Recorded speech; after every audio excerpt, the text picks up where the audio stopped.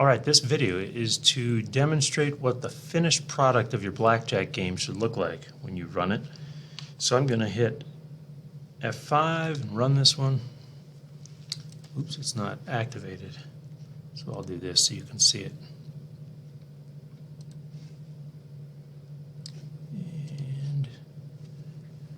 And here's what it says. Let's play some blackjack. It shows a face down card. The cards are shuffling. You have 10 chips. How many would you like to bet? Now the code I gave you doesn't say this. It doesn't say this. It just says the cards are shuffling and then it says press enter to deal the cards. But now it's asking us how many we'd like to bet. And so I'm going to just stand. I wanted to make this go a little faster. The dealer's total is 15. We hit enter.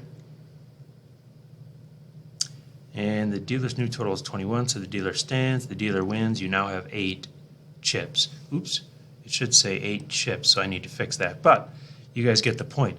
So this is what it didn't say before. It didn't ask you how much you want to bet, and it didn't ask you and inform you how many chip count.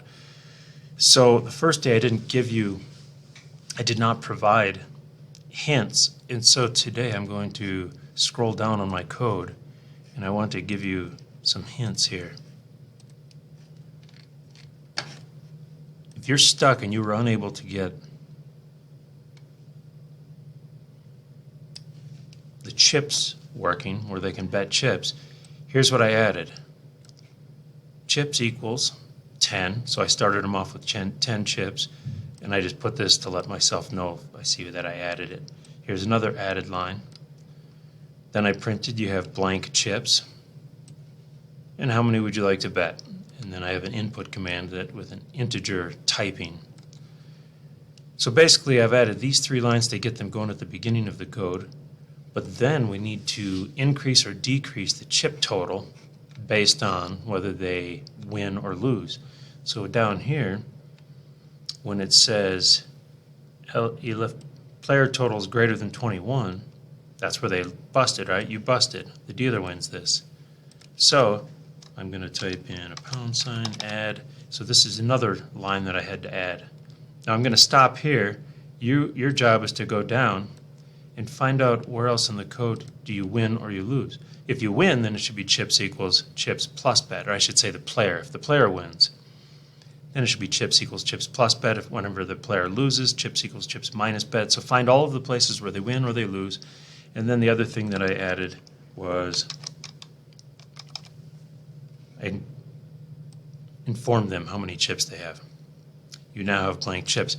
Actually I don't need that, do I? Because in the while loop it says you have blank chips.